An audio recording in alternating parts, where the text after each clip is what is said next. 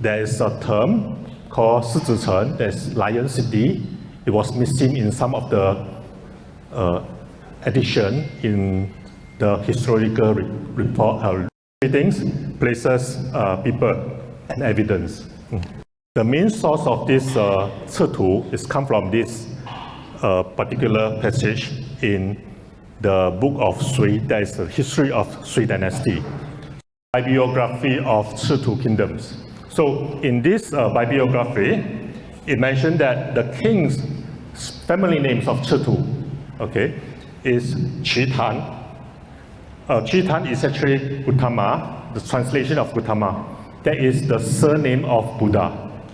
This king resides in Zhengzhicheng. Okay, and then after the sentence, he mentioned that the Zhengzhicheng have three gates, and 100 pace. Pace that means 2 steps. So 100 pace that means about 150 meters apart. So each gate.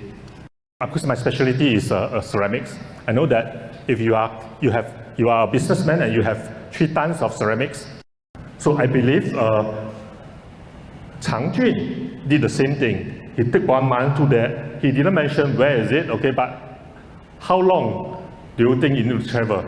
And his version of this 赤土, there are 3 different sentences. Yi Jing, it mentioned that the king resides in the city of Shenzhi, and then it has triple gates. That's all. But you look at the version from Lu Yu. It said the king resides at the city of Shenzhi. That city, also known as 狮子城, Lion City. So because it shows where this 赤土 was located, right? I'm sure you all know where is this Lion City, right? So this chess game, and the title of this painting is 666. So this is 666. But 666 is not a Chinese game, it's not a 赤土 games, but it's invented in India. So an Indian game was played in 赤土 and Chinese court. Equinox. That shadow will fall directly under the person if you are located in Singapore. Okay, on the day 20 what's that?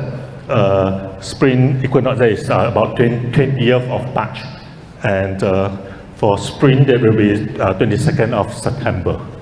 Also, beside the missing Lion City, the next evidence I'm going to show you is the Pasir Panjang inscription located at this Karimun Island.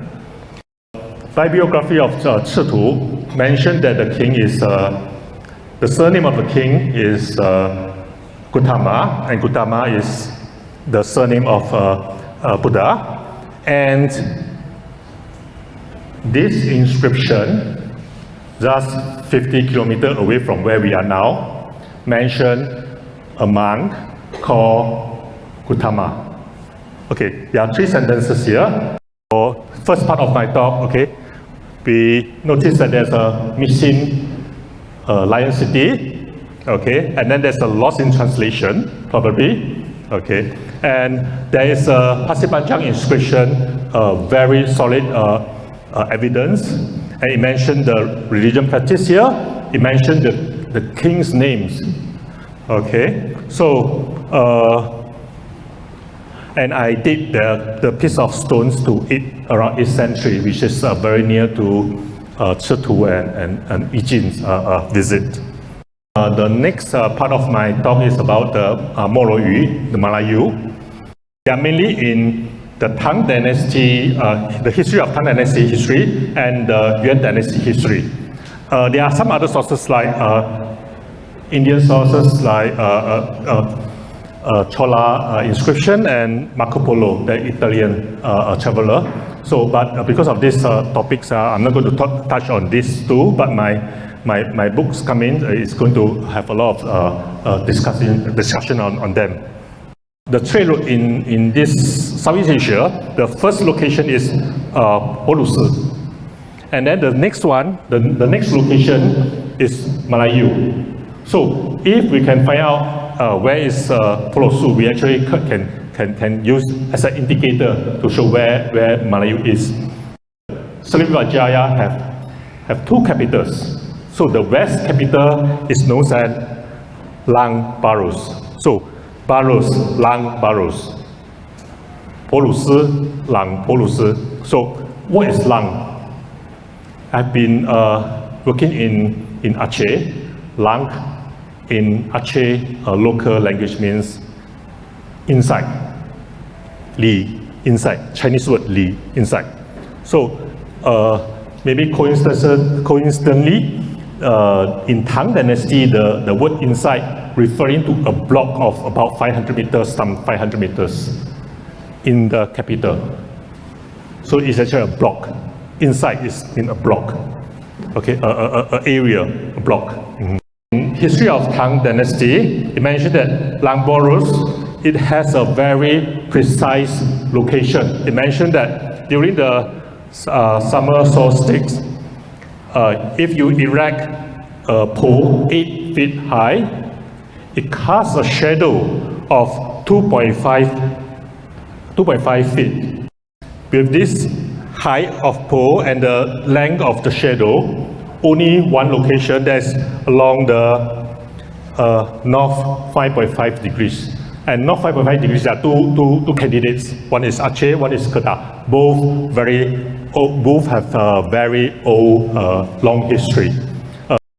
Yi Jing, in his another books, he mentioned that he traveled from India back. He stayed in India for 10 years, and then he come back to Southeast Asia, and he stayed in this Force or Srivijaya for another 6 years. So he mentioned that after setting off from India, he reached Kedah, and he waited for the wind for I think a year, and then he traveled southwards to Malayu. So from Kedah he traveled 1 month to Malayu.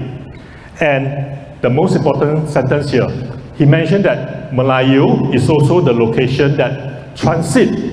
From there, you can go northwards to Guangdong. What does that mean? Yi Jing, next destination is Srivijaya, that is Jambi today. So we know that Malayu a lot of researchers thought that Malayu is located at Jambi. No, can't be. But his second landing point is Malayu, and he went from Malayu to Jambi. That going south, and then he said Malayu, you can turn off. So you don't need to go all the way to Jambi to turn off, right? So I think that's quite logical. The first exit point, and the first exit point of this Strait of Malacca should be Singapore, not Jambi.